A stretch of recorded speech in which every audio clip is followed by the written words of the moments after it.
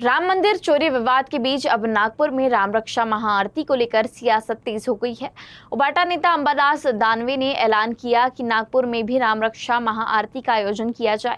दानवे ने बीजेपी पर भगवान श्री राम की आस्था का अपमान करने का आरोप लगाते हुए कहा कि प्रभु श्री राम श्रद्धा का केंद्र है और इसी श्रद्धा को बचाने के लिए महाराष्ट्र भर में महाआरती की जा रही है। खरं त्याला आंदोलन नाही म्हणतात, हे राम रक्षा महाआरती आहे।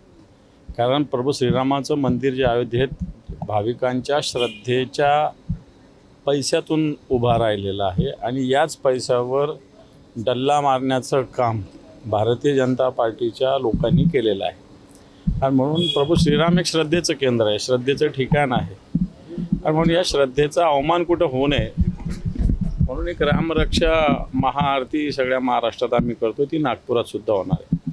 आणि मला वाटतं कारण प्रभू श्रीरामाच्या श्रद्धेचा अवमान अशा पद्धतीनं देशात होत असेल तर मला वाटतं शिवसेनेनं सातत्यानं या श्रीरामाच्या मंदिराच्या आंदोलनाला पाठिंबा दिला आहे, नवा सहभाग घेतलेला आहे आणि म्हणून मला वाटतं शिवसेनेने ही भूमिका घेतली।